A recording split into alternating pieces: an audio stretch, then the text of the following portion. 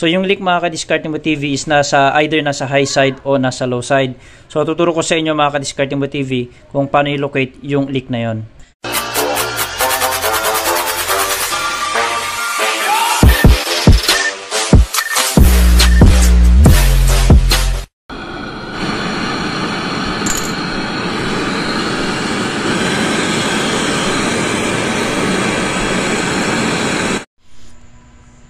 So ang ginawa natin mga ka-Diskarte Mo TV is naglagay po tayo ng access dito sa inlet at saka outlet ng condenser. Yan, so blinak ko po yung isang end niya.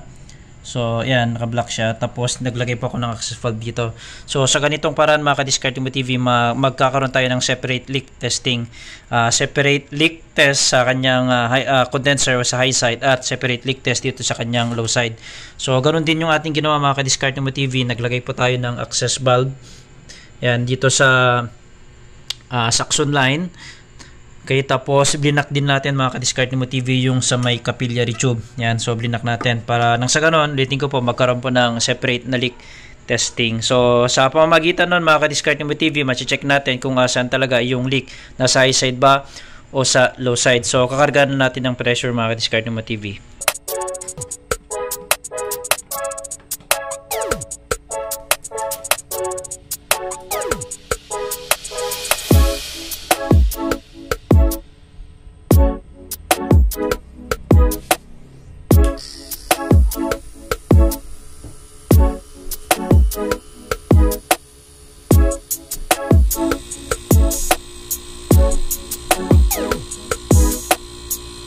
Yan, so nagkarga tayo mga ka-Diskarte Mo TV ng 200. Yan, so sa condenser naman to kaya okay lang. So i-check na natin mga ka-Diskarte Mo TV kung asan yung leak. So i-check natin yung sa high side. Yan, so high side po yung kinarga natin ng pressure. Yan, so check natin. So ayun. So kinarga natin ng 200 PSI mga ka-Diskarte Mo TV. Makikita natin dito na nagbawas. Yan o. So dito sa high side nagkaroon ng leak. Compared dun sa low side mga ka-Diskarte Mo TV, hindi ko na na-videohan kanina, nag-retain po yung 150 PSI na kinarga natin. Yan. So napakahalagang tukuyin muna mga ka-Diskarte Mo TV kung asan yung leak bago mag-system reprocess o magkarga ng freon. Nang sa gayon is maiwasan natin yung back job. Yan. So hindi naabala si customer, hindi tayo naabala.